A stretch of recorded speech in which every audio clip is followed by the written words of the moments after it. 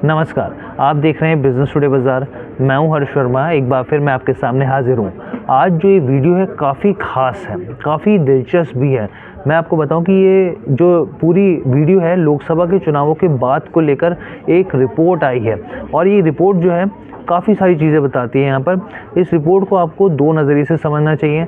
पहली नज़रिया जो है वो एक कंज्यूमर के तौर पे, एक ग्राहक के तौर पर, और दूसरा नज़रिया जो है वो एक निवेशक के तौर पर जो शेयर मार्केट में निवेश करते हैं। अब यहाँ पर सबसे पहले हम लोग जो बात करते हैं वो एक ग्राहक कंज्यूमर के तौर पे बात करते हैं। अब यहाँ पे जो है एक्सिस कैपिटल है जो कि एक ब्रोकरेज फर्म है, उसकी एक रिपोर्ट आई है। ये रिपोर्ट कई चीज़ें कहती है, टेलीकॉम सेक्टर से जुड़ी हुई, और ख़ासकर ये जो रिपोर्ट आई है आपकी जेब से जुड़ी बात कहती है।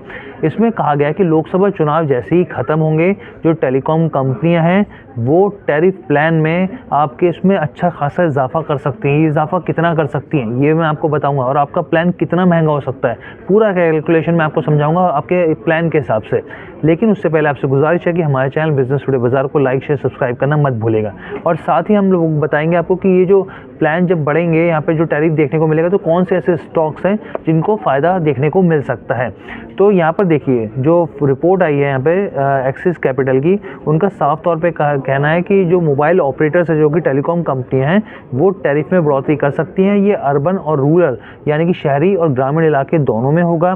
साथ ही पोस्टपेड और प्रीपेड, क्योंकि कई प्लान्स होते हैं इसमें बढ़ोतरी होती है, कईयों में नहीं होती, लेकिन पोस्टपेड और प्रीपेड इसमें भी बढ़ोतरी होगी। यहाँ पर ये महंगे हो सकते हैं। और साथ ही जो इंटरनेट प्लान्स हैं, यहाँ पर जो नेट प्लान्स होते हैं उसमें भी इजाफा होता हुआ देखने को मिल सकता है।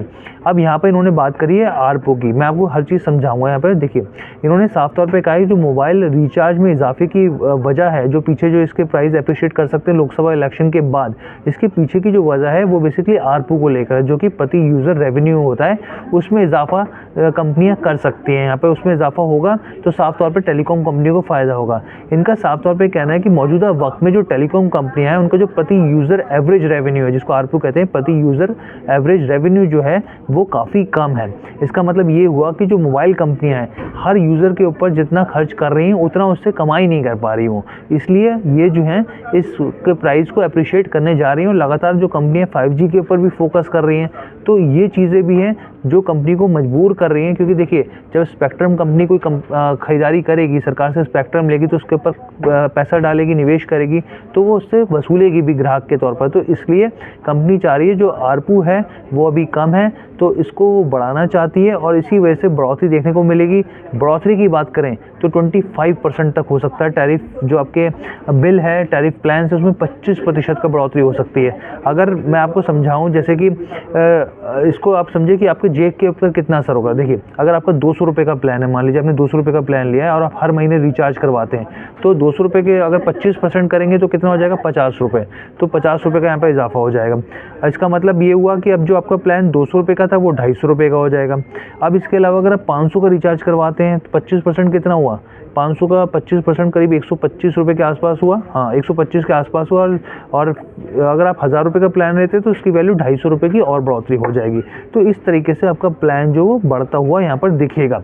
लेकिन अब यहाँ पर एक चीज़ और है, क्योंकि बेस प्राइस बढ़ेंगे यहाँ पर कैलेंडर ईयर के हिसाब से, तो इसमें ग्रोथ जो है आरपू में 10 से 15% की देखने को मिलेगी। और एयरटेल का जो बेस प्राइस है वो 29 रुपये का इजाफा हो सकता है यहाँ पे। वहीं दूसरी और जो जियो का बेस प्राइस है वो 26 रुपये बढ़ सकता है। यानी एयरटेल का 29 रुपये बढ़ेगा, इजाफा होता दिखेगा बेस प्राइस का। जियो का 26 रुपये के आसपास बढ़ेगा। और आपको बताएं कि टेलीकॉम कंपनी ने 2019 से लेकर 2023 तक अपने टैरिफ में 3 गुना इजाफा कर चुके हैं। लेकिन यहाँ पर लोकसभा चुनावों के बाद जो एक्सिस कैपिटल की रिपोर्ट आई है वो साफ तौर पे यही चीज़ कहती है कि आने वाले दिनों में चुनाव के बाद एक और नया टैरिफ प्लान कंपनियां लेकर आ सकती हैं, और सीधे तौर पर ये ग्राहकों के जेब पर एक तरीके से चोट के तौर पर देखने को मिल सकती है। लेकिन यहाँ पर एक खबर ये भी है कि बिजनेस टुडे बाजार ने यहाँ पे मार्केट एक्सपर्ट राघवेंद्र जी से बात करी, जब आरपू बढ़ेगा तो साफ तौर पे कंपनी को भी फ़ायदा होगा, भाई उनका रेवेन्यू बेहतर होगा यहाँ पर। तो इस लिहाज से देखा जाए तो कौन सी कंपनी बेनिफिशियरी होगी, तो उनका साफ तौर पे कहना है कि एयरटेल और वोडाफोन आइडिया जो कंपनी है उनको सबसे ज़्यादा फ़ायदा होता हुआ दिख सकता है इस अगर बढ़ोतरी देखने को मिलती है टैरिफ में। तो ये ओवरऑल वीडियो थी आपको बताने के लिए। ये वीडियो कैसी लगी कमेंट करके ज़रूर बताइएगा, और हमारी यहाँ पे किसी भी स्टॉक में खरीदारी की सलाह नहीं है। धन्यवाद।